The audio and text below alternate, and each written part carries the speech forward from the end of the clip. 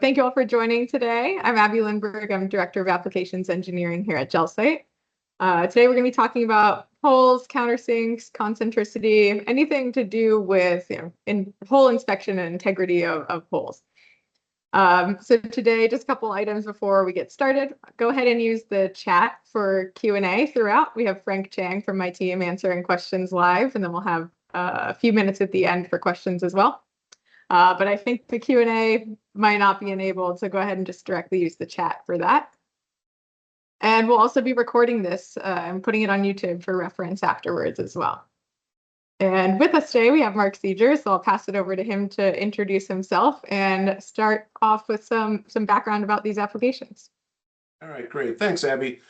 Yeah, hi, everyone. My name is Mark, and I'm with the GelSight field team. And so I get the privilege of spending a lot of time working with different customers in different industries. And one of the things that we see, just as kind of some background to what Abby's going to show us, is that across many industries, hole integrity is just fundamental to the structural integrity, as well as the safety and overall performance of critical systems and components. So, this could be in the aerospace industry, oil and gas, chemical, nuclear, automotive, a variety of industries. It's just a critical dimension of the work that they do.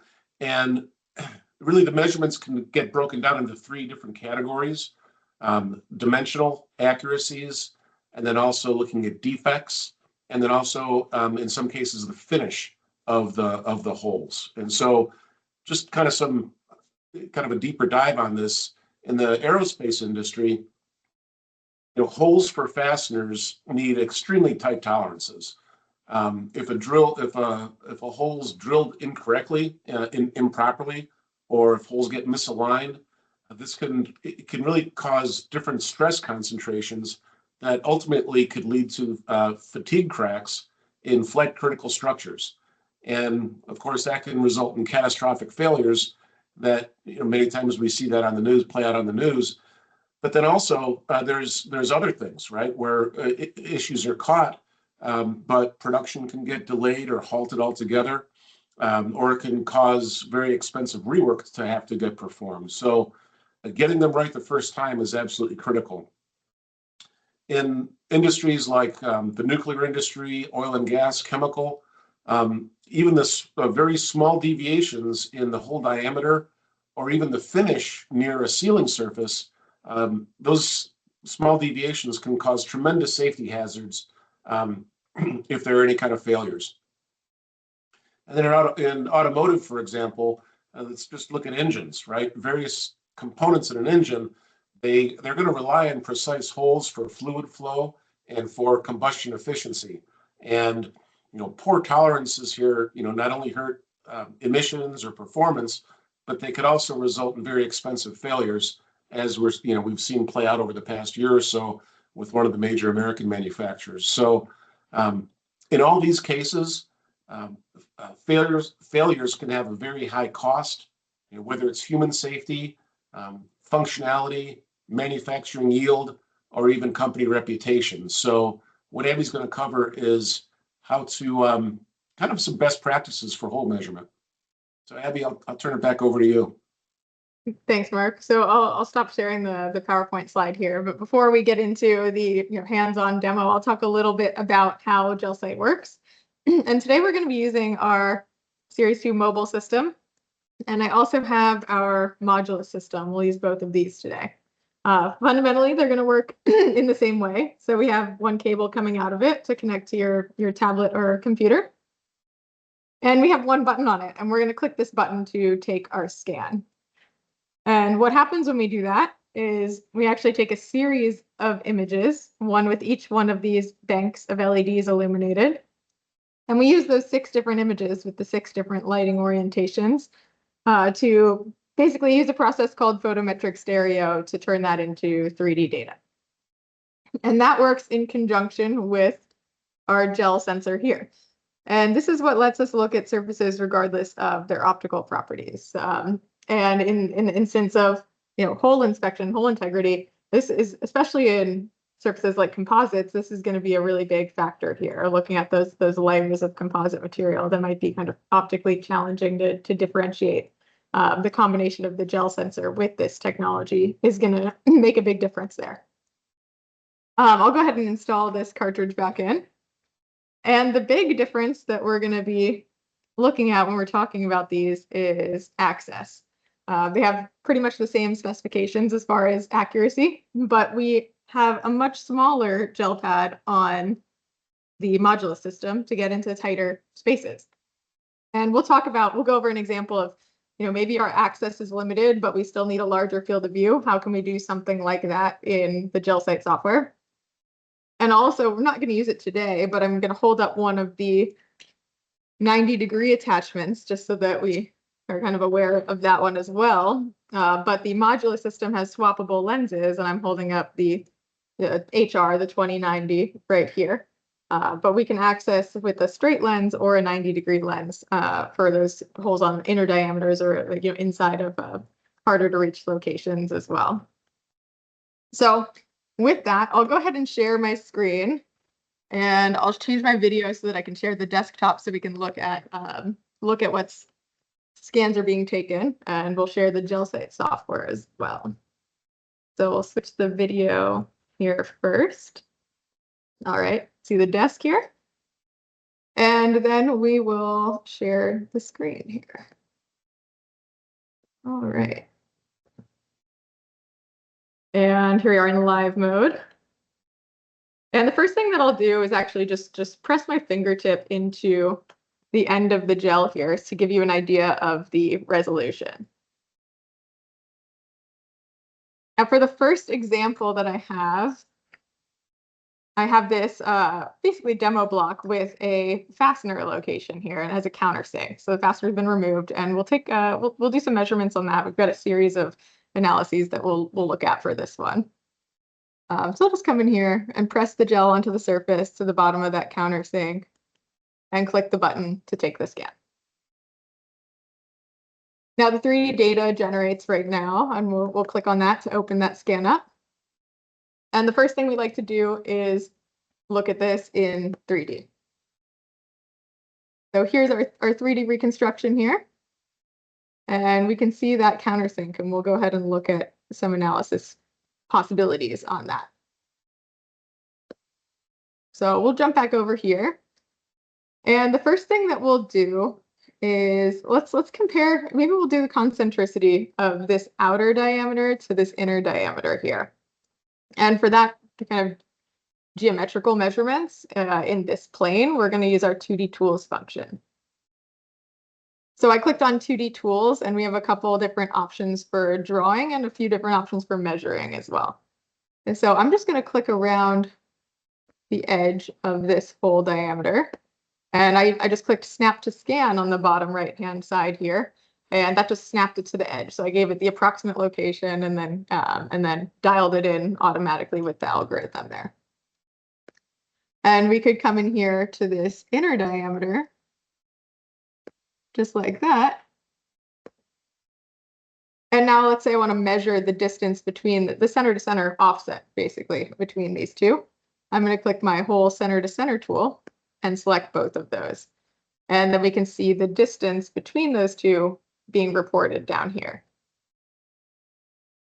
And we could add to this. So another application that's come up a bunch of times, I know for Mark as well, is we care about how close the edge of this is to how close the outer diameter of this hole is to the edge of the part. So this would be kind of the small side here. And we could come in and just add another line here, like this, and just add another measurement. We'll say we want the shortest distance from this line to the outer diameter here, and it just includes that in our table of analysis here. Now we have this countersink, and we often here we want to measure the angle of it as well. And depending on the range of that, we can do that with the GelSight system here as well. So let's go and add our profile geometry tool to measure the angle. So I'll select another function from our list. We'll use profile geometry here. And the input for that is just a line. So we'll just draw a line across that interface. And we can see a profile pop up in the bottom here. I'm just going to tell it where my reference surface is. So that's this section up here, this flat area. And then I'm going to tell it where I want to measure, which is this area here. And we can see this angle of this countersink is about 45 degrees here. And the last analysis that we'll do on this same kind of scan and inspection is going to be the surface finish or the roughness inside of this countersink. So this is often pretty tricky, especially with a stylus or something. We've got a lot of curvature in multiple directions here. It can be hard to get a trace length that's appropriate for this as well. But we have our profile roughness function. And we can use the same drawing tool that we just used in 2D tools. We'll use this circle. And I'll just click around like that. And it's going to give me the roughness on the inside edge of that countersink. And we could do multiple profiles in this case too. Maybe I want to do 3 profiles evenly spaced within, I don't know, 0.5 millimeter. And we'll click Analyze. And we can see we've got our average RA and our RA. In this case, we have a bunch of other R parameters and S parameters even available, but I'm just highlighting these 2 right now. So we have that the center line gives us the RA there, and the average would be the average of all 3 of those traces that have been drawn on the screen. And now let's say we're done with all of our analysis that we have for this scan, and we can just turn this into our PDF report. So we'll put PDF in the bottom left corner here. And we can see all of the outputs that we've just analyzed. So we can customize the report. We can go to each page. There's a page for each analysis that we performed. And you can customize that with notes. You can customize that with your logo. And you can see all of the measurement results here. So I'll jump back over to Capture now, and we'll take a look at one of the other samples that I have on the desk here. And this is going to be an example of composite. So we talked about the layers. So I've got a hockey stick here, part of a hockey stick, not the whole thing on the desk here. But we've got this hole drilled into it. And let's take a look at what that looks like with the GelSight system or mobile system here. So I'll just press that onto the surface like that and click the button to take the scan. Now our 3D data just generated, so we'll open that up. And we could take a look at this one in 3D as well. And you can really see the damage to some of these layers here, the layers of material on the side here, and this impact spot there too. So we'll head back to Analyze here. And we have another tool for hole diameter measurement, kind of works similarly to the 2D tools, but I'll come in here with hole diameter. And we'll just draw a hole approximately the size of the one we're looking at. And we'll click Analyze. And it just snapped to the edges here. And what this is pretty nice for is actually measuring out of round or looking at snowman holes. So we can see this isn't perfectly symmetrical on the sides, and we often have people interested in this dimension here. We can see the hole is kind of wider on this left-hand side than it is in some other areas here. So we can just take our basic ruler tool and measure how large that distance is to measure that out of round on that side here. That's just an example with a simple ruler tool. We could do kind of the same thing for this damage on this side here, or something like that. But then in addition to that, maybe we want to quantify the damage on the side of this hole as well. So in that case, we could come in with our defect detection function. I'll pick defect detection, and we'll draw a region for it to search in for the deepest defect that it can find. So we'll do something like that. Let's see, I might make that a little bigger. There. And we'll click Analyze. And the output for defect detection is going to give us that length, width, and depth value. We can also output area and volume, but I don't have that enabled right now. And you're going to get the profile through the deepest point here. So we can see the profile on the bottom. We have this blue dot. That's going to be your deepest point. And we have the blue dot in the overlay over that defect as well. So you can see that profile aligns right through the deepest point there in our field of view. And then, of course, all of that gets included in our PDF report. So we can see, both measurements for the out of round or the characteristics of the damage and the defect detection output as well here. I also mentioned that there are going to be some of these where maybe you need the access of modulus, but maybe the whole diameter warrants a larger field of view. And this came up recently for Mark, and we had a good solution for that using the modulus system. So I'll switch over to modulus, and we'll take a look at another example there. I'm just going to unplug Series 2 mobile system, and we'll just plug in modulus here. And we'll get that connected, and we'll jump over to capture. And for this set of examples, we'll take a look at this bolt hole standard here. If I look at some of these larger ones, and I would say the field of view that we're looking at with modulus is about 5.5 by 6.5 millimeters. So a lot of these holes are going to be too large for the field of view to fit the whole thing in one scan. So what we're actually going to do is take a scan, something like this, and click the button here.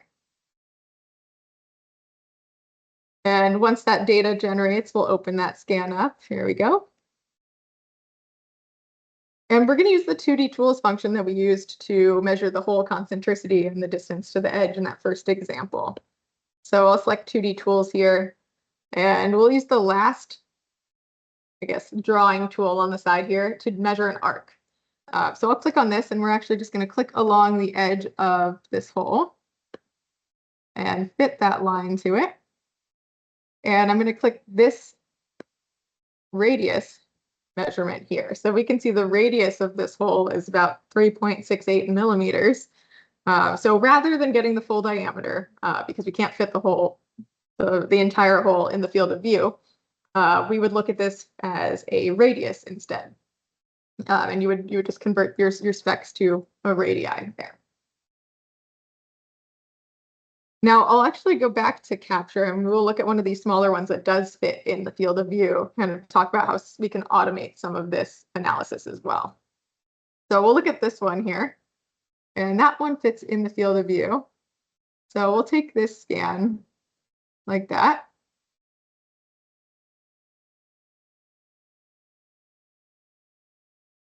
And we'll open that scan up.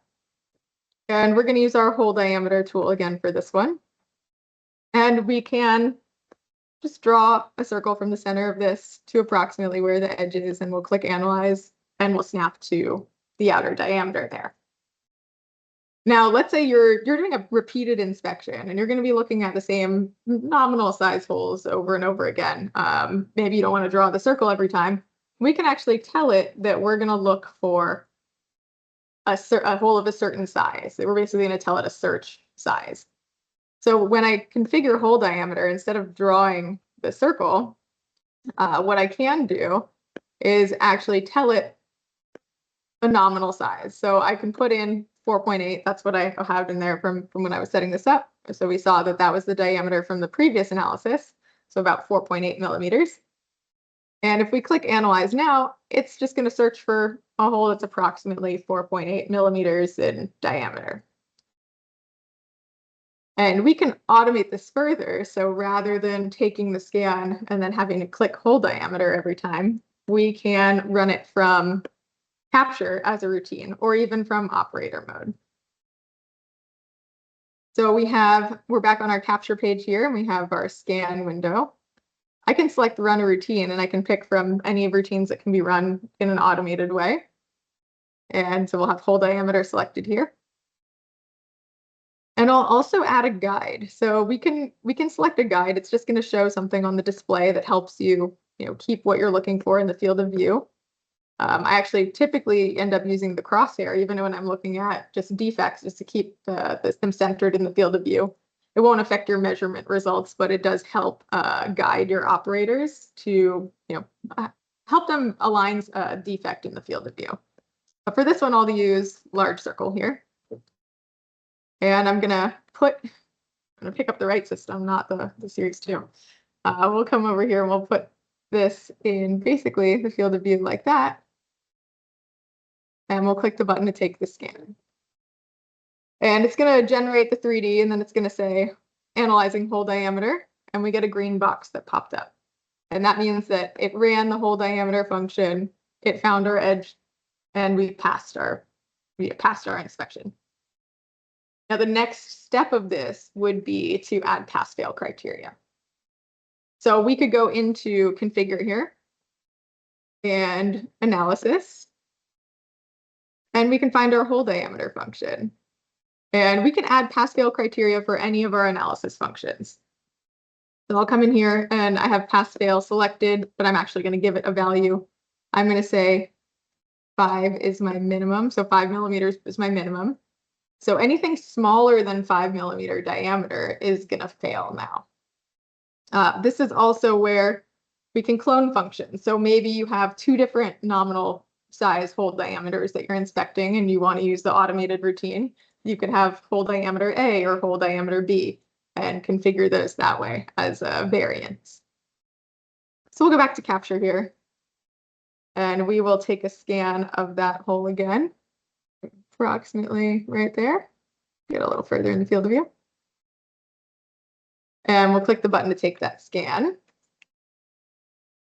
Generates the 3D, analyzes the hole, and we can see we've got red. Red means we failed. So I'll open that scan up and we can see it's 4.83 millimeters, which is below our limit of 5 millimeters. And we get that message from the software here. And I know that I've been talking in metric, but I know Mark most of his customers work in imperial, so I did want to also just switch it over real quick to show you. We can switch our unit system to inches here. We'll jump back over. Everything's in inches now, and then we can generate that PDF report.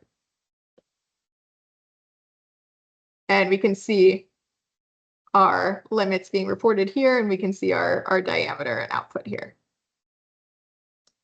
So with that, I will pass it back over to Mark to kind of summarize what we just talked about, and maybe also talk about the value brought by GelSight for these types of applications.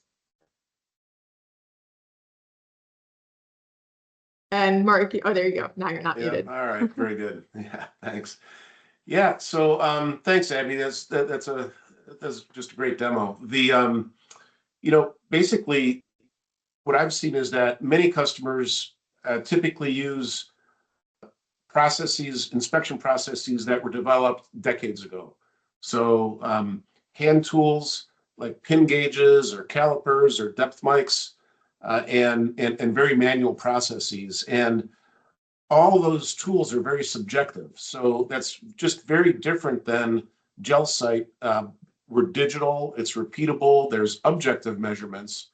And as Abby showed, the accuracies are micron level or sub-thou accuracies. And so for most applications, that provides plenty of spec headroom.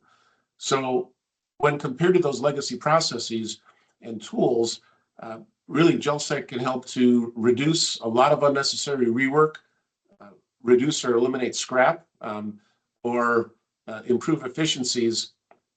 But most importantly, it's all about reducing that unnecessary rework or not letting bad measurements cause a good part to escape or bad measurements cause a bad part to escape, right? So there can be a lot of bad things happen when there's test escapes, and GelSight minimizes all that, if not eliminates it completely. In addition to that, there's tremendous improvements we've seen in workflow efficiency. So as Abby was demonstrating, these measurements take under a minute. In many cases, just a fefew seconds. The user interface is very simple to operate, so we continually get feedback about people, inspectors out on a shop floor or out in a hangar or wherever can really adapt and begin using the GelSight system very quickly. So what it kind of boils down to is that the portability, the speed, and the simplicity of GelSight really work alongside the accuracy and the repeatability to really deliver some unique capability for these kinds of applications. And I hope this was informative for everybody.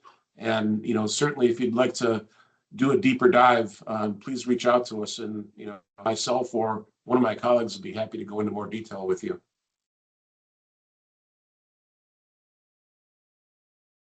Nope, Abby, you're on mute. Oh, my turn. Okay, yeah. Thanks, Mark. With that, we've got some time for questions, and it looks like there's a couple in the chat, so we'll start going through them. But thank you all for joining today, and just a reminder, we'll be posting this recording to YouTube later as well. So go ahead and get some questions in. We've got a few minutes here. We just had one come in that says, can you measure the defects on the angular sealing surface on metallic hydraulic fittings? Yeah, basically you saw when I was taking these scans here, anything that we can make contact with is what we'll be able to measure. So if we can physically get the gel here, physically access that location with the gel, then we should be able to measure that too. Defects or surface finish on sealing surfaces is a good one as well. That gel, that pigment layer in that gel is what makes it so that we don't really care about the material of it as far as reflectivity properties. I see you listed some materials there. Yeah, that's a good question. I was just working with a customer last week. They called it a knife edge seal, and I think it was like in the pharmaceuticals industry, and it was for similar kind of a thing, right? It was a sealing surface, and the criteria around that angled edge was really critical for these guys.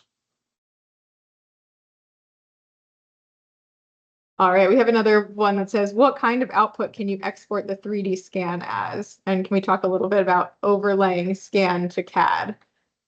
So our 3D data can be exported as an STL file, PLY file, PLY, and also an X3P file. And then we also have just our raw 3D data lives in a TMD file there. We don't have anything directly in the GelSight software to overlay over CAD, but we do have a partnership with Hexagon that does overlay into CAD in their software if you use our system in conjunction with their arm.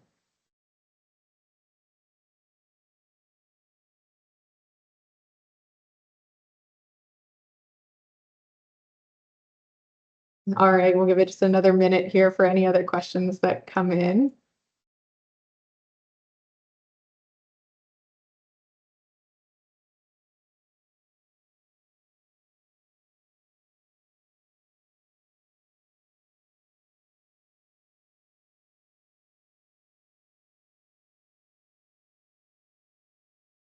All right, I think we'll wrap up here. So once again, thank you all for joining today. Okay, thanks everyone.